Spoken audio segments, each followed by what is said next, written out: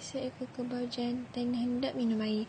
Kerbau itu berjalan melalui satu lorong menuju ke sungai. Sungai itu agak luas. Airnya cetek saja, jernih dan sejuk. Kerbau itu mengharung air. Air itu hanya setakat lutut saja. Kerbau itu menuju ke tengah-tengah sungai kerana air di bahagian tengah sungai lagi jernih. Ketika menghirup air, kerbau terdengar sesuatu di tepi sungai. Kerbau itu merenung ke arah suara itu. Kerbau ternampak air terhambur naik di tebing sungai. Tiba-tiba terdengar suara dari tepi sungai dekat rimbunan buluh.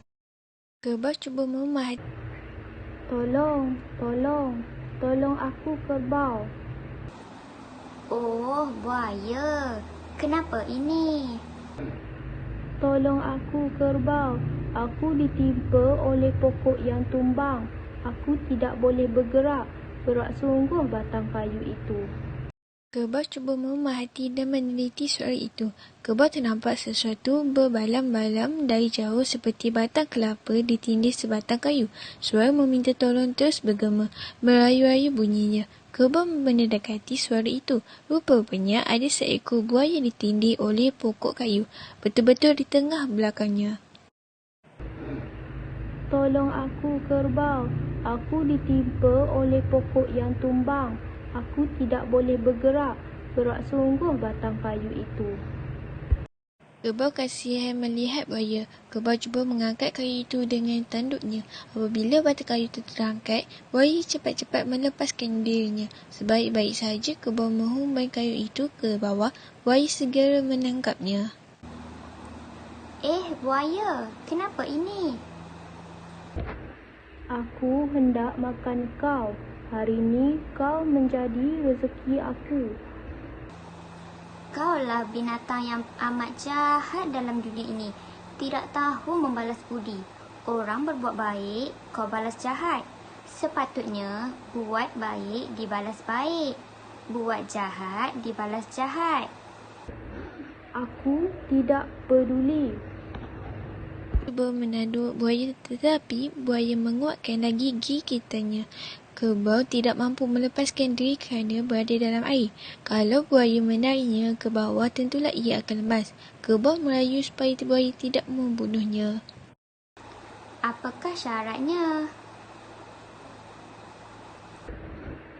Aku boleh melepaskan kau, tetapi dengan satu syarat. Kita dapatkan jawapan, betul atau tidak, bahawa berbuat baik dibalas baik. Kita tanya apa yang lalu di sini. Kalau jawapannya sama sebanyak 3 kali, aku akan bebaskan kau. Kerbau bersetuju dengan syarat yang dicadangkan oleh buaya. Mereka bersama-sama menunggu sesiapa sahaja yang lalu atau yang hanyut di dalam sungai itu. Tiba-tiba mereka ternampak sebuah saji yang buruk hanyut.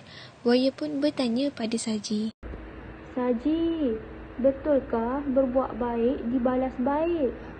Tidak betul kerana berbuat baik dibalas jahat. Hancurlah harapan kerbau untuk hidup apabila mendengar kasut memberi jawapan itu. Saji menamatkan ceritanya dan terus hanyut. Macam mana kerbau? Betul atau tidak apa yang aku kata? Kerbau berdiam diri kerana berasa cemas dan sedih. Kerbau berdoa di dalam hati supaya Tuhan menolongnya. Tuhan tentu akan menolong orang yang baik, kata kerbau dalam hatinya. Tidak lama kemudian, kelihatan sepasang kasut buruk pula hanyut di situ. Sebelah daripada kasut itu tenggelam kerana tapaknya berlubang. Tetapi kasut itu bergantung kepada pasangannya dengan tali. Kedua-dua belah kasut itu hanyut bersama-sama. Itu satu lagi benda hanyut. Kita cuba tanya. Kasut, betul atau tidak berbuat baik dibalas baik? Tidak betul kerana berbuat baik dibalas jahat. Hancurlah harapan kerbau untuk hidup apabila mendengar kasut memberi jawapan itu. Pada suatu masa lalu, aku amat disayangi oleh tuanku. Setiap hari aku dibersihkan dan dikilatkan. Apabila malam, aku disimpan di tempat selamat. Aku juga hanya dipakai oleh tuanku apabila pergi ke bandar sahaja. Kalau tuanku pergi ke tempat berpasir atau berlumpur, aku tidak dipakainya. Tetapi apabila sudah buruk, aku tidak disayangi lagi. Badanku tidak dikilatkan lagi. Aku dibaling ke tepi tangga selepas digunakan. Apabila malam, aku ditinggalkan di halaman rumah. Aku dibiarkan berembun dan berhujan. Ketika itu juga aku menjadi tempat persembunyian katak puru untuk menangkap nyamuk. Apabila sudah mula. Tidak betul, kerana berbuat baik dibalas jahat. Hancurlah harapan kerbau untuk hidup apabila mendengar kasut memberi jawapan itu. Sudah 2 jawapan. Engkau kalah.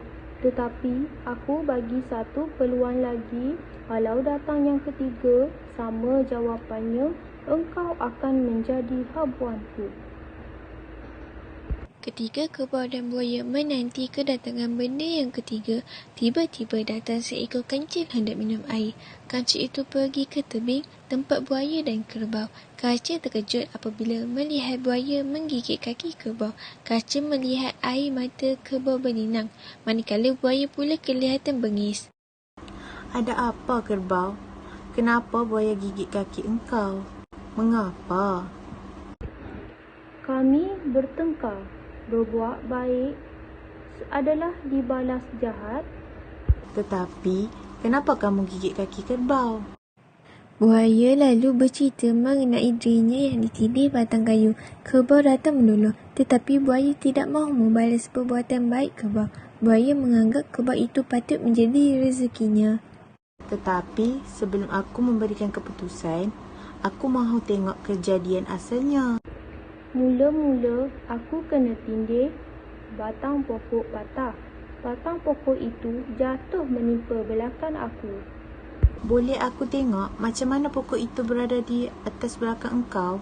Macam mana aku hendak tunjukkan?